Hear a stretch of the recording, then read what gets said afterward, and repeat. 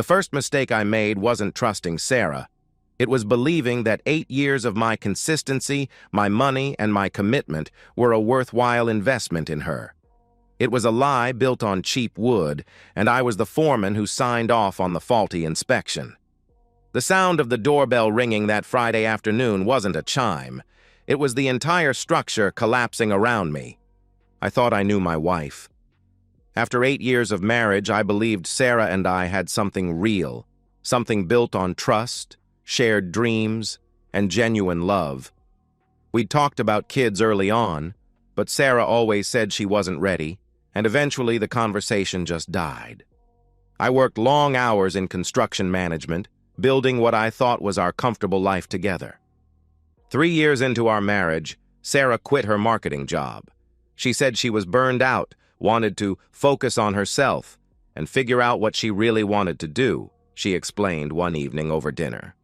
I supported the decision without question. My business was doing well enough to carry both of us. I thought a happy wife meant a happy life. Sarah filled her days with yoga classes, book clubs, spa appointments, and long lunches with friends. She'd greet me at the door with a smile, ask about my day, share stories about her latest hobby. We still went out to dinner, still took weekend trips, still made love regularly. If anything had changed, I couldn't see it. 3 weeks ago, Sarah announced she needed a break. "I've been feeling stuck," she said over breakfast, not meeting my eyes. "Like our marriage has fallen into this routine. I love you, Jake, but I feel like I'm losing myself." Her college friend Monica lived in Miami now and had suggested a girls' trip, just the two of them, Thursday to Sunday. I felt that familiar stab of guilt. Maybe I'd been working too much. "How long?" I asked. 4 days. Monica found this amazing resort, she replied, her voice gaining enthusiasm. I booked her flight that afternoon, paid for the hotel myself.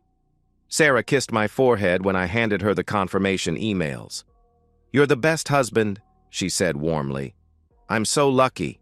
Thursday morning, I drove her to the airport. Sarah was practically glowing, more excited than I'd seen her in months. At the departure gate, she threw her arms around me. "I love you so much," she whispered. "Thank you for understanding." I watched her disappear through security, feeling oddly optimistic. Maybe this trip was exactly what our marriage needed. Friday afternoon, I was catching up on emails when the doorbell rang. Through the peephole, I saw a woman I didn't recognize. Mid-30s, brown hair, mascara streaked down her cheeks. She was clutching her phone like it was the only thing keeping her upright. "Is your wife Sarah?" she asked, her voice cracking when I opened the door. "Yes. Who's asking?" I replied cautiously. She started crying then, full-body sobs. "My name is Rachel Foster," she managed between tears. "My husband Derek told me he was going to a work conference in Miami. But I found messages, photos, hotel reservations. He's been sleeping with your wife for 6 months." The world stopped. I stared at this stranger on my doorstep, trying to process what she'd just said. "Can I show you?" she asked desperately. I stepped aside without a word. She sat on my couch and turned her phone toward me. Derek Foster. The name meant nothing to me. But the messages were devastating. Flirty texts dating back months. Explicit selfies from Sarah in lingerie I'd never seen. Photos of Derek that made my stomach turn. "Look at the dates," Rachel whispered. The timestamps matched Sarah's trip perfectly. They'd been planning this for weeks. The messages talked about finally getting away together, about not having to hide anymore. Then Rachel showed me the booking confirmation. The Fontainebleau, Miami Beach, presidential suite, booked under Derek Foster's name, Thursday through Sunday, the exact dates as Sarah's girls' trip. Rachel scrolled to another message from Sarah. "I can't wait to wake up next to you without having to lie anymore. Just 3 more days." I read that message 3 times. Sarah, my Sarah, who'd called me the best husband, couldn't wait to wake up next to another man. The shock crystallized into something cold and focused. I looked at Rachel and felt oddly calm. "They come back on Sunday," I said quietly. Let's make sure they never forget it. Rachel and I spent Friday night and all of Saturday working like intelligence operatives. We weren't friends. We were two people united by the same betrayal. Rachel brought her laptop. I pulled up Sarah's iCloud account on mine.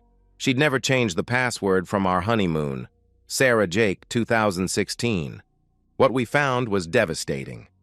Months of messages between Sarah and Derek, a complete chronicle of their affair. It wasn't just sex. They were building a fantasy life together, planning a future that included leaving their spouses. Sarah's messages were the worst part. She didn't just betray me, she mocked me, called me predictable and boring, joked about how clueless I was, how I worked like a good little ATM while she figured out her real life. In one brutal exchange, Derek asked what she'd tell me if I got suspicious. Sarah's response, "Jake's too trusting. He just wants me to be happy. I could probably tell him I'm having an affair, and he'd ask if there's anything I need from the store." I read that message sitting in my kitchen and felt something fundamental shift inside me. The man who'd driven his wife to the airport, who'd felt guilty about working too much, that man was gone. Rachel found financial records. Derek had been paying for Sarah's spa days, her yoga classes, even shopping trips. My wife had been living off another man's money while I paid the mortgage, utilities, groceries.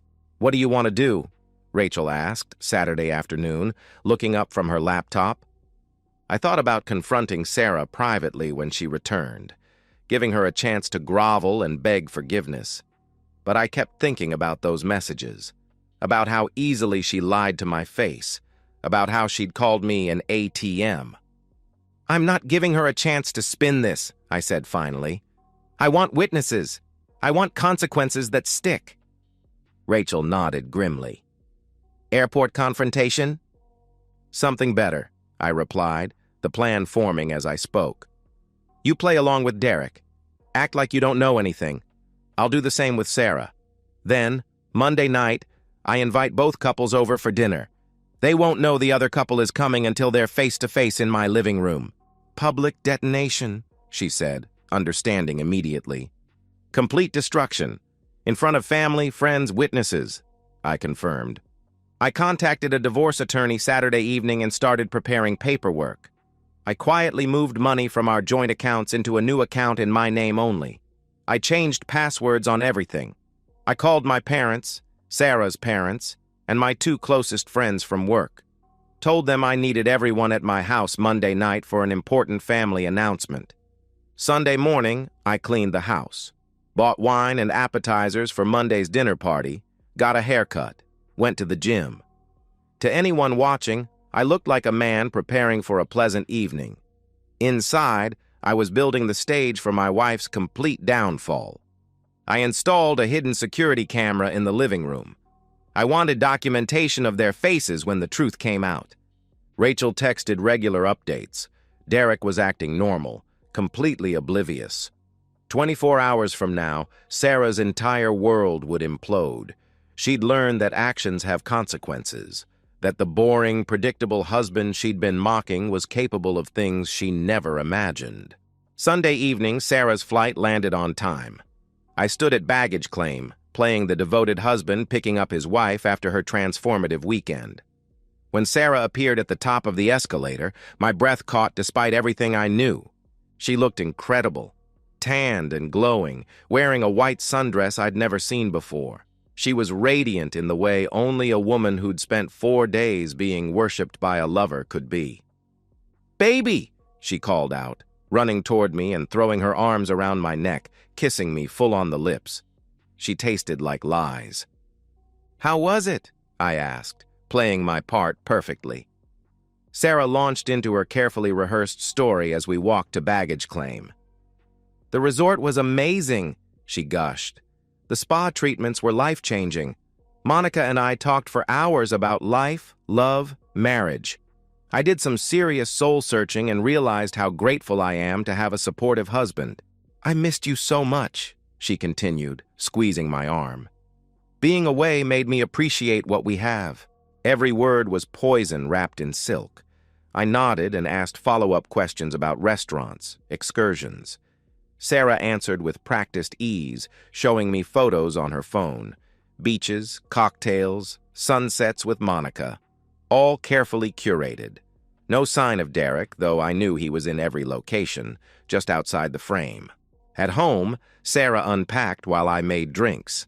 She pulled out new clothes, a designer purse she hadn't left with, expensive skincare products. Monica insisted I treat myself, she explained when she saw me looking at the purse. You don't mind, do you? I used the credit card. Of course not. You deserve nice things, I replied smoothly. The credit card connected to my account, $700 at Nordstrom, lingerie, perfume, and the sundress she wore now. All bought for Derek, paid for by me. Sarah settled onto the couch, immediately pulling out her phone. I knew she was texting Derek. I could see every message on the laptop in my office. She was telling him she missed him already, that being back in this house felt suffocating. I have some news, I said casually, sitting beside her. I invited a few people over tomorrow night.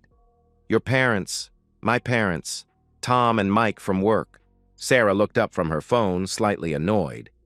Tomorrow? Jake, I just got back. I'm exhausted. It's already planned, I replied. Everyone's excited to see you. She forced a smile. Okay, sure. That sounds nice. She went back to her phone, typing rapidly.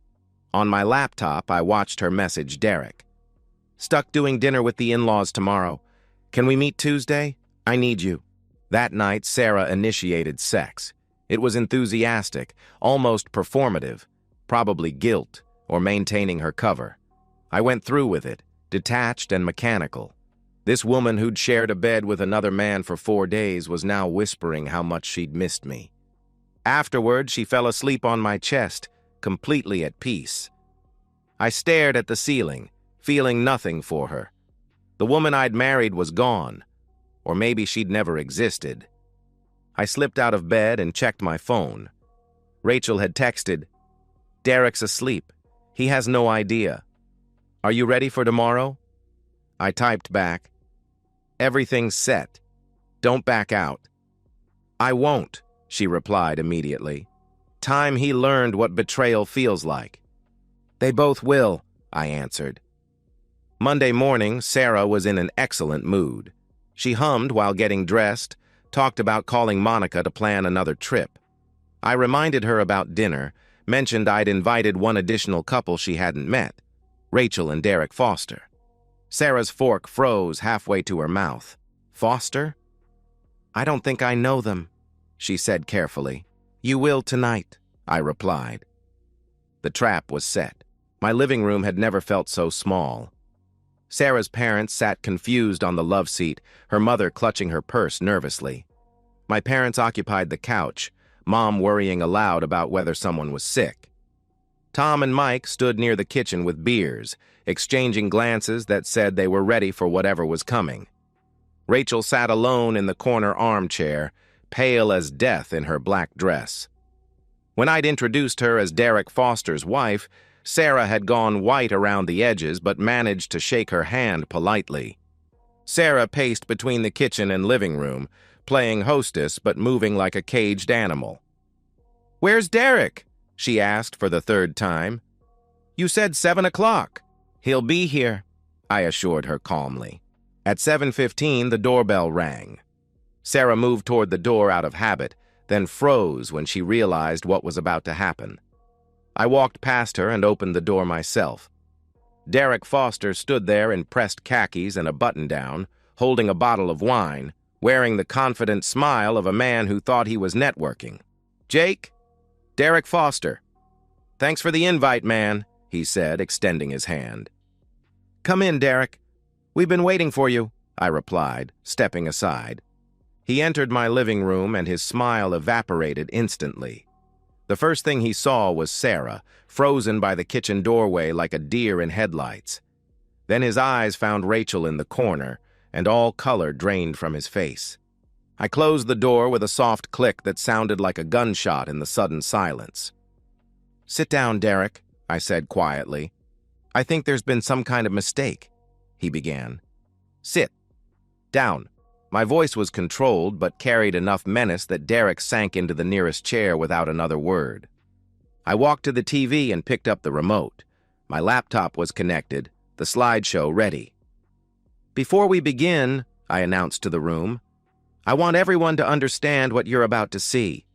3 days ago, Rachel came to my door with some disturbing information about our spouses. We spent the weekend investigating, and what we found was illuminating. I clicked play. The first slide filled the screen. A text message from Sarah to Derek, dated 2 months ago. Can't stop thinking about last night. Jake worked late again. We could have more nights like that if you want. Sarah's mother gasped audibly. Her father's jaw went rigid. My mother started crying silently. I advanced to the next slide, a photo of Derek and Sarah on a Miami beach, Derek's arm around her waist, both laughing. The timestamp read, Thursday, 3:47 p.m. 6 months, I said, my voice steady as granite. 6 months of planning, 6 months of lying to both our faces. The slides continued. Hotel receipts, explicit messages, conversations where Sarah called me boring and referred to our marriage as her safety net until something better came along. Derek tried to interrupt. This isn't what it looks like, he stammered. Shut up, Rachel said, her voice ice cold as she stood. You told me you were at a work conference. You told me you loved me. You spent $4,000 on that hotel suite, our down payment money. I clicked to Sarah's Friday morning message. Best 4 days of my life. I can't believe I wasted 8 years pretending to be happy with someone who just works and expects gratitude. The room erupted. Sarah's father stood up, his face purple with rage. Sarah Elizabeth, what the hell is wrong with you? He shouted.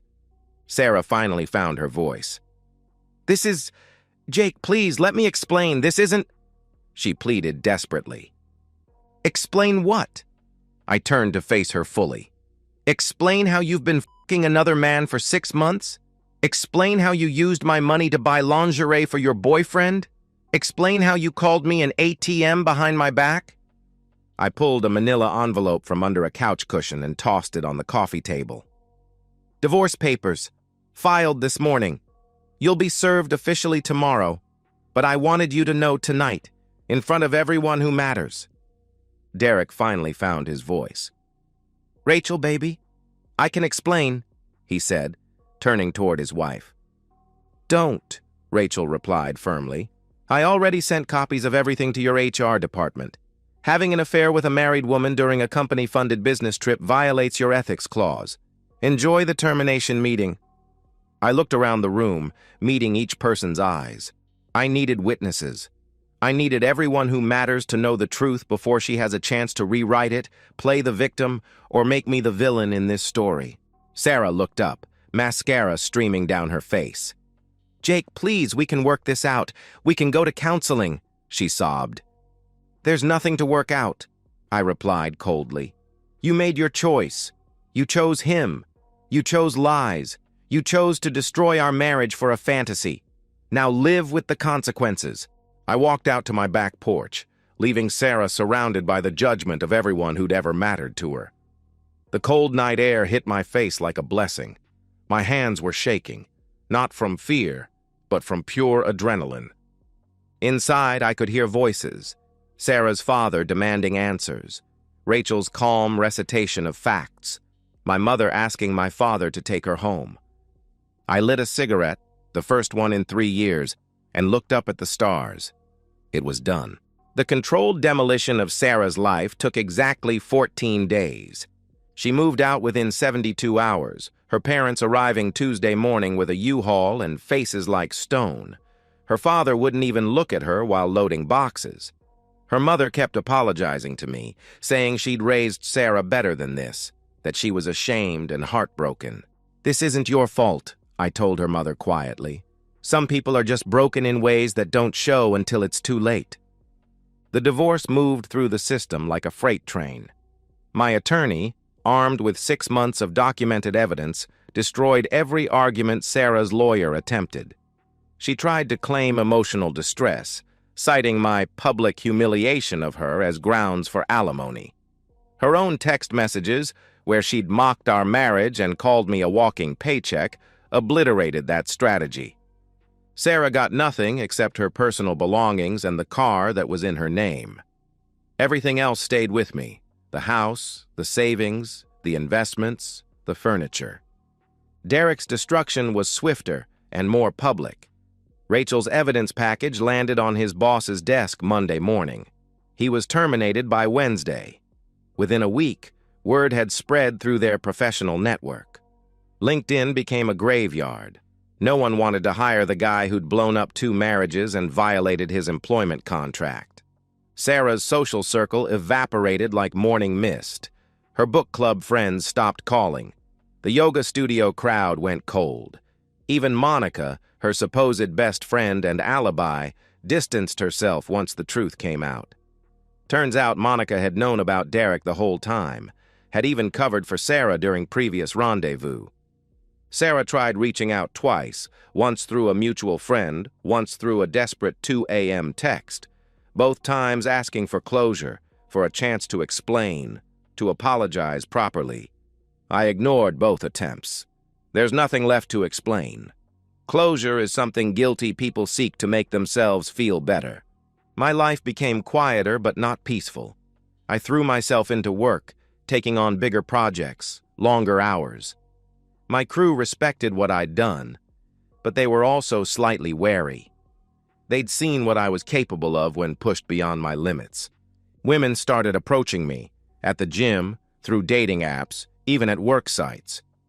Apparently being the guy who destroyed his cheating wife carried a certain appeal.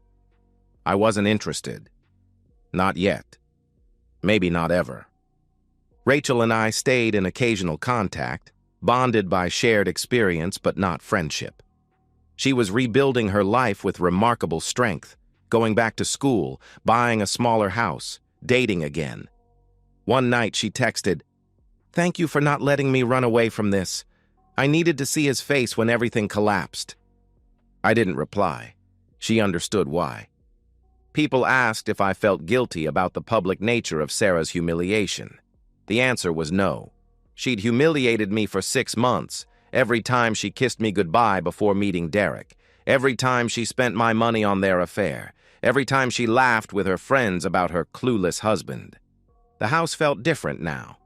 Quieter, but also cleaner somehow. The air itself seemed lighter without Sarah's constant lies polluting every room.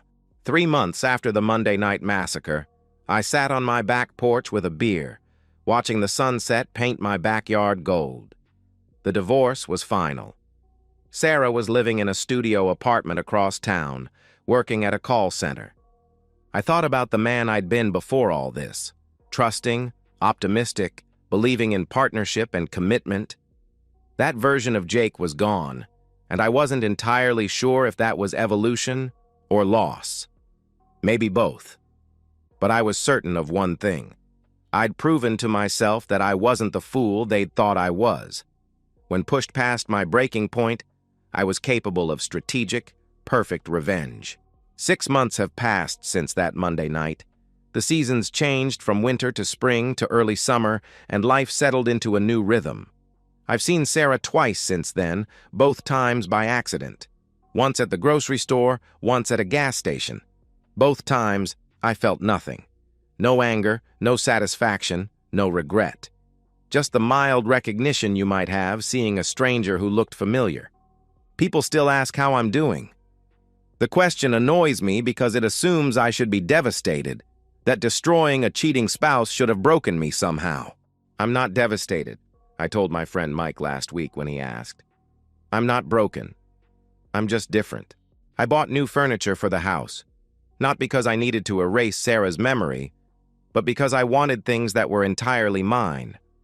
I date occasionally, women who approach me at work or the gym, but nothing serious. Most of them want to hear the story of how I caught Sarah, how I planned the confrontation, how it felt to watch her world implode. I don't tell it. That story belongs to me and the people who lived it.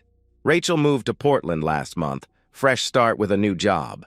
Her final text to me said simply, "Thank you for having the courage to act when I wanted to run. I'm happy now." I believed her. Some people deserve happiness after betrayal. I wonder sometimes if Sarah and Derek ever reconnected, if their affair survived the explosion, or if it died in the wreckage like everything else. But these are idle curiosities, not obsessions. Sarah's future isn't my concern anymore. The house is quiet in the evenings, but it's comfortable quiet.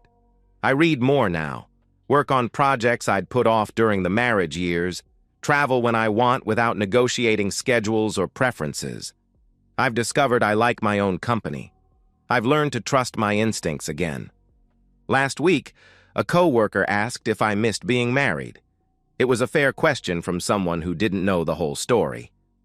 I miss what I thought I had, I told him honestly. But what I thought I had never existed. That's the truth of it. I'd been married to an illusion, a performance, a woman who played the role of loving wife while planning her escape route. The real Sarah had been there all along. I just hadn't wanted to see her. The revenge didn't heal me. It didn't make me whole or restore my faith in love or teach me profound lessons about forgiveness. What it did was restore my self-respect. It proved that I wouldn't be discarded quietly, that my trust and devotion had value even if Sarah couldn't see it. Some nights, sitting on this porch with a beer and the crickets for company, I think about the man I was 8 years ago. Younger, more naive, but also more hopeful. That man believed in forever, in partnership, in the possibility that two people could build something lasting together. I'm not that man anymore. Maybe that's a loss. Maybe it's wisdom.